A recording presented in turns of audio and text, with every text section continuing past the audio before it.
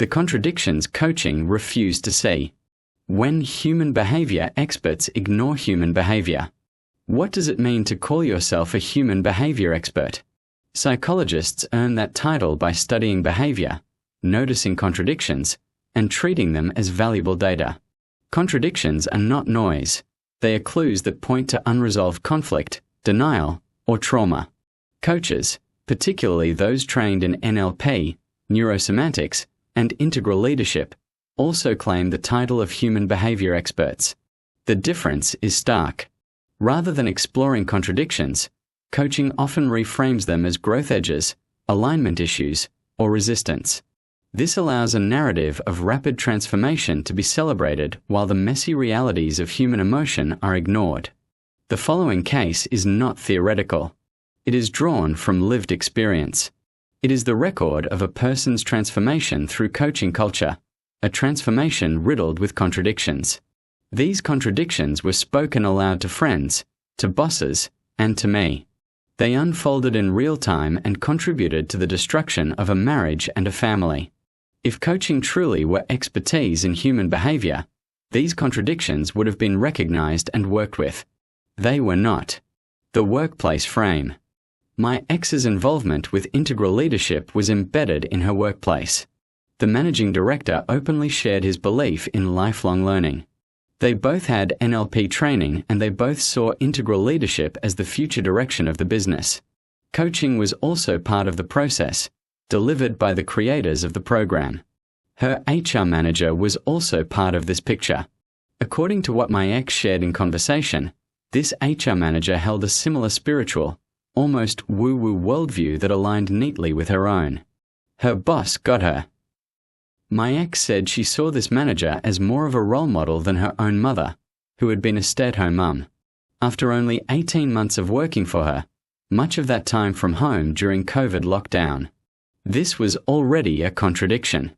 She could dismiss her mother as not a role model because she was just a homemaker, while at the same time positioning herself as a role model to her children even as she dismantled their family.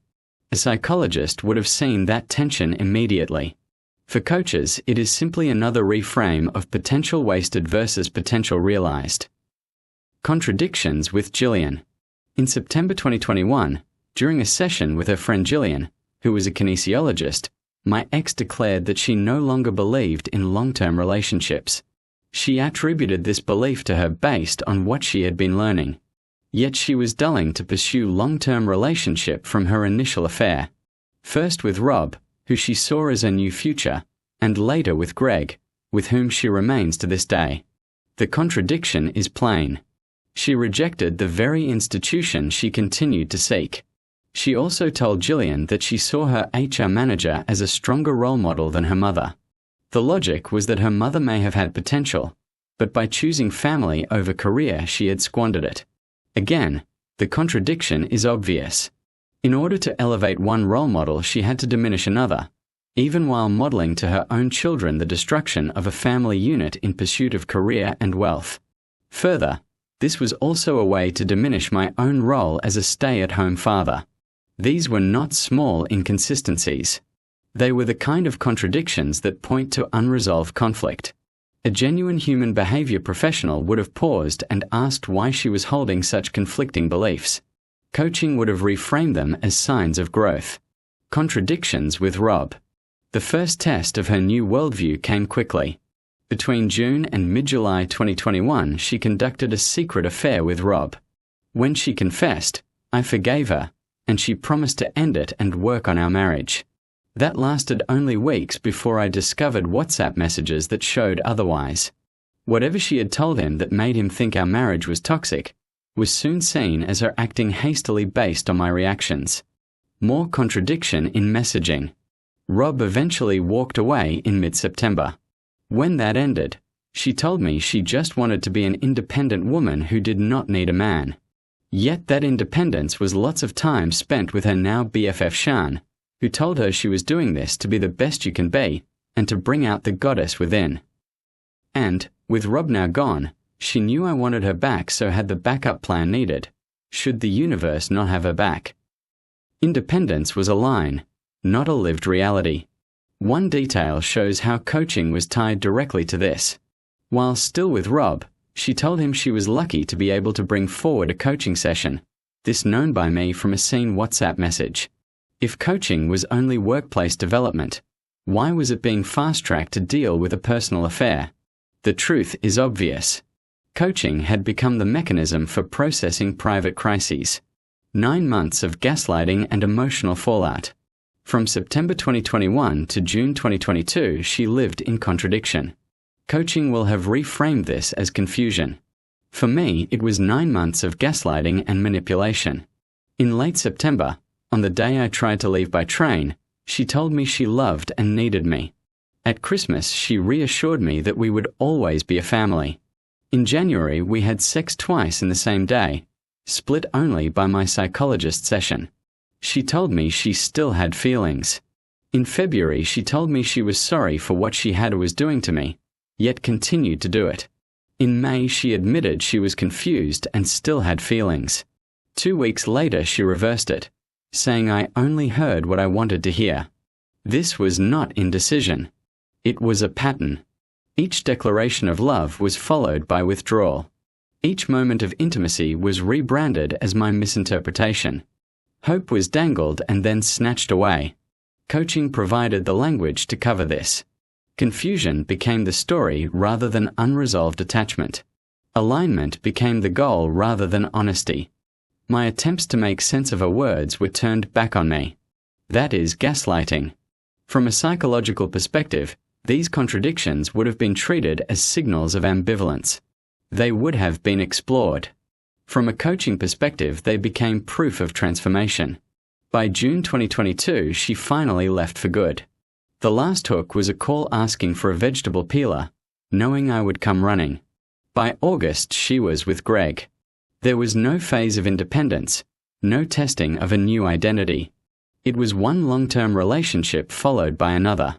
Only the new one is sold as coming after 12 months separation, but in reality there was 12 months of hidden interactions with me that gave her the comfort of not being alone. More contradictions. Another contradiction appears. She had told me she did not want to be working at 65 while I was pottering in the garden, pointing to our 9-year age gap. Yet Greg, her next partner, is retired and 1 year older than me. So much for that argument. 9 months of reversals and manipulation culminated not in independence but in another long-term commitment. Coaching may have helped her adopt new stories, but it provided no tools to deal with emotions. The result was not clarity but chaos. What coaches should have seen. Every contradiction was an opportunity to explore. Rejecting her mother as a role model. Declaring long-term relationships obsolete while pursuing them. Reassuring me of her love while withdrawing from me. Declaring independence while attaching to Rob and then Greg. A trained psychologist would have stopped and asked why. Contradictions are not distractions. They are the most important data. In therapy, they are treated as the entry point to what is really going on. In coaching, they are reframed or ignored. Contradictions disrupt the story of rapid growth. They make the breakthrough messy. So instead of being addressed, they are recast as progress. Rejecting a mother is reframed as breaking generational patterns. Leaving a marriage is reframed as choosing authenticity. Pursuing a new partner is reframed as manifesting alignment. This is not human behavior expertise. It is sales narrative. The systemic failure. It would be convenient to blame a single coach. The truth is that the whole ecosystem supported this outcome. The managing director gave ideological authority, embedding integral leadership into strategy, and even worse pride she had made the transition, ending our marriage, as it proved the case for the program on a personal and business level, something he had failed to do himself. As told in a conversation between her and her boss, the HR manager gave personal validation, using weekly workplace meetings as therapy sessions. The coaches provided interventions that blurred the lines between work and home. And the coaching ideology gave her the language to reframe contradictions as growth. This was not personal whim. It was systemic. An organizational culture, steeped in coaching ideology, rewarded stories of transformation while disregarding the damage. More importantly, All of this was done, in a workplace, without the knowledge or input of one of the main people involved, ME. A workplace that changed who she was in the space of 18 months. As seen in this post through the fog, what changed? And others throughout this website. If you claim to be a human behavior expert, contradictions are your job. They are the raw data of human life. Missing them is not an oversight. Ignoring them is not expertise. In this case, the contradictions were not hidden. They were spoken aloud and lived daily. Coaching did not fail to see them. It chose not to. Contradictions got in the way of the story it wanted to tell.